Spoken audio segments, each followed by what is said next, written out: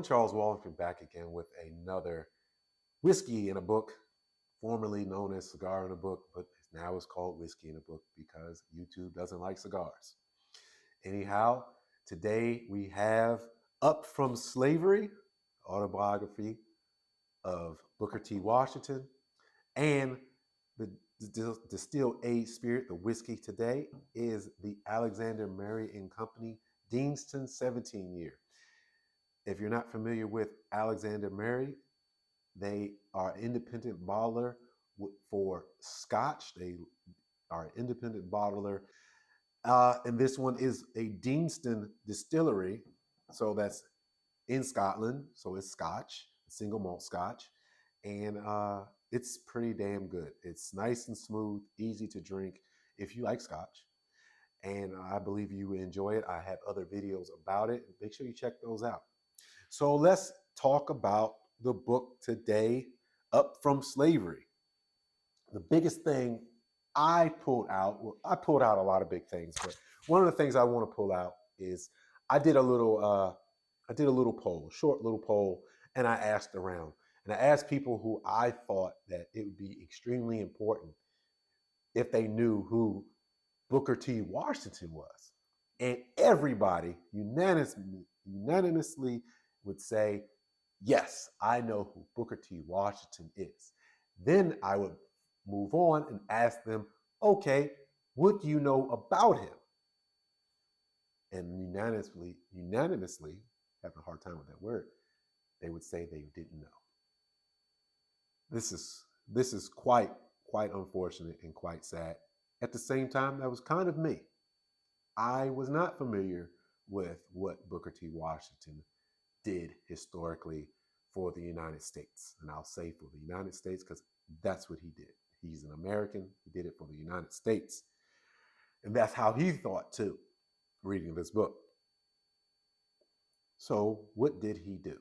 Booker T. Washington did the next thing people may have heard of many times, Tuskegee University. A lot of people heard of Tuskegee University, but didn't know that the major player in getting Tuskegee University off the ground started, and everything else was Booker T. Washington.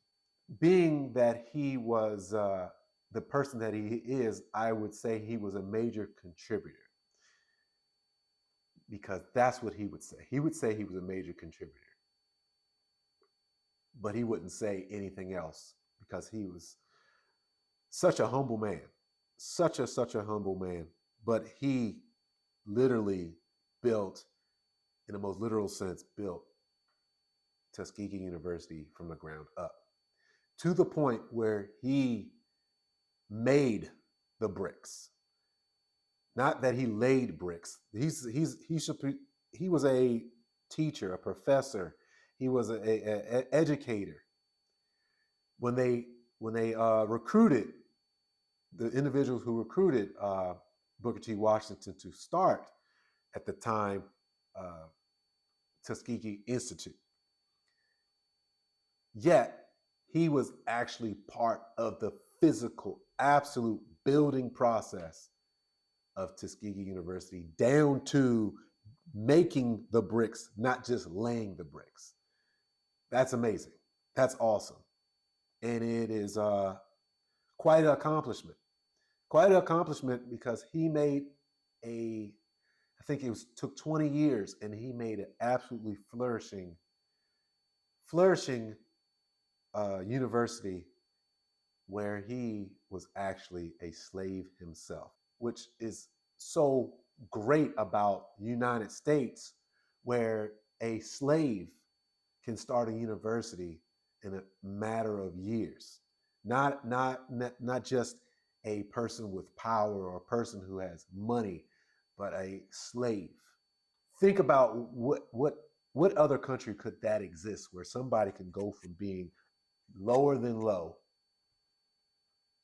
because that's what they felt a slave was, to being a nationally famous individual, because he became nationally famous. I'll get back to the university part or other things, but he became a famous public speaker talking about race relations and things. And he would have invites from every single walk of life, from the southern whites, northern whites, and everything in the middle. So a public speaker back then was big as a rock star. That was a movie star because there was nothing else.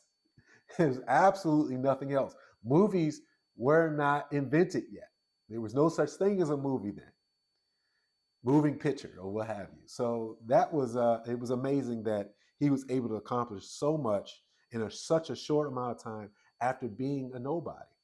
Here's some things that I pulled from this book, and it makes me happy, and then it makes me kind of it's happy that I know what happened, but it bothers me for the fact of some mis information or bad information that's been perpetuated for years. One of the things that happens when a slave, because he talked about being a slave, and he also talked about being free. When a slave was freed, they didn't have a last name. It's common lore amongst, I guess, Americans and particularly black people that your last name is from your former slave owner. And according to Booker T. Washington, that's not it. You didn't have a last name at all. You were just George. That's it. And it makes perfect sense if you think about it, because as I said, and as you know or may not know, slave owners, in order to sleep at night, believed that these Africans weren't full human beings. So why would they give their last name to somebody they don't think is a full human being? So it's something to think about, something to ponder, and something to look into, really look into. Like I said, it was something to learn, something I thought for a long time, like that man, that doesn't sound right, but oh well. But now it makes perfect sense from reading this book. But the biggest thing I get from this book is perseverance. Somebody who really persevered. I read a book about Colin Powell, and I talked about that, and he lived in a time where it was legal to discriminate. Well, can't get any more discriminatory when you used to be a slave. And yet he became one of the most famous people in all of United States for something so very, very positive. Ladies and gentlemen, I love reading this book. I would love for you to read it yourself, pass it on to somebody. I would like anybody to read this book, and especially anybody who may be questioning what this country is all about. So you can learn some truths, learn about how if somebody who used to be a slave, who had true, true discrimination, can bounce back and start a university, yeah, you might change your mind about what this country truly is all about. I'm Charles Walhingford at Alexander Murray and Company, Deanston. Single malt Scotch.